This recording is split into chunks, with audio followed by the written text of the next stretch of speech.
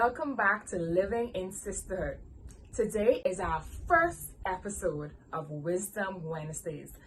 And as the title would have said, our discussion for today will be Last Wills and Testament. Now I know you're thinking, I'm a millennial. Why do I need a will? When we think of wills, we should not automatically think of death. I know a lot of people refrain from having that conversation because they think you're planning your death, you're setting yourself up, things of that sort. But like the old saying goes, if we fail to plan, we plan to fail. So setting a will is just a way of planning for the future. There's no need to be afraid of discussing it. There's no need to be afraid of preparing one, but you should always be prepared. So a will generally is just your instructions on the distribution of your assets. As simple as that.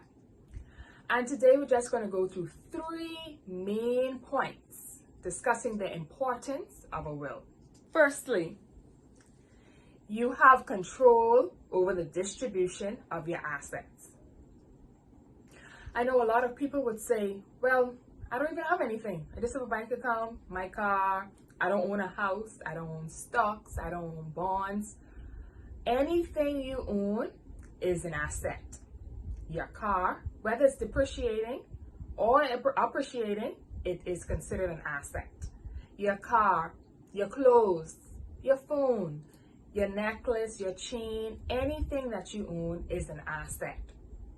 And I'm sure you would want to have control over who enjoys that asset once you've passed on. So creating a will allows you to have control over who benefits from your assets. For example, you may come from a single mother home. Your father was never in your life.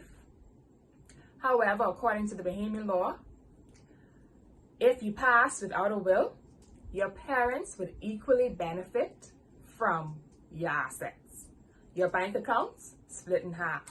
Your car, either they sell it and split the sales proceeds in half, or they come to an agreement with the car. Your stocks, your bonds, anything of value, your parents would split. Now we're not going to get too legal, but the Inheritance Act specifically states, it's in hierarchy, which specifically states who would benefit from your estate if there's no will. Like I said earlier, your mother and father will equally benefit. Then it goes to your siblings, your aunts, your uncles, and so forth and so on. So having a will allows you to have control over who benefits from your estate. And if you don't have that control, the law would then dictate who would benefit from your estate. So it's very important for you to have control, even in death, of who benefits from your estate.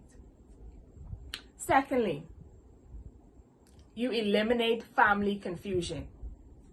We all know that death brings confusion. However simple it is, however quick, whatever happens, death brings confusion in family. And a will helps to clarify that. It really helps to eliminate the quarreling between family and the animosity and the tension between family, because it would have already been drafted. The will would have already been done. There's nothing no one can do but adhere to the will. So it helps to keep that family unity, keep that family bond, even in death. Thirdly, you quicken the process of your beneficiaries being able to benefit from your estate.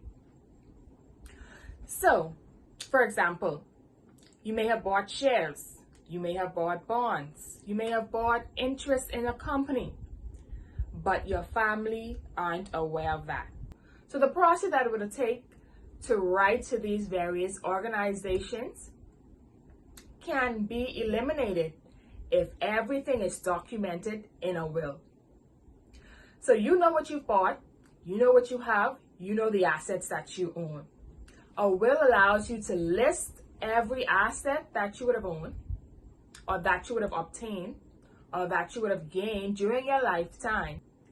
And there's always a clause, because I know people would ask, well, how many times would I change my will? Because I may have bought my car after I've done my will, or I may have bought this after I've done my will.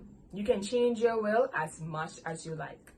But there's always a clause, a residual clause at the end of your will that would allow you to cover anything that you would have purchased after doing this will. Anything that you would have gained after finalizing your will. So as we recap, what is the importance of having a will? And we discussed 3 things. 1, allows you to have control over who benefits from your assets. 2, it would eliminate family confusion. 3, it would quicken the process of your beneficiaries being able to benefit from your estate. So those who haven't had the opportunity to sit down with an attorney and draft a will, see an attorney, get a will done, have control over your assets. So guys, if you have any other topics that you would like us to discuss here on Wisdom Wednesdays, please comment below. We'd love to hear from you. Please like, subscribe, and be sure to share with other millennials. So until next time, stay classy, sassy, and beautiful.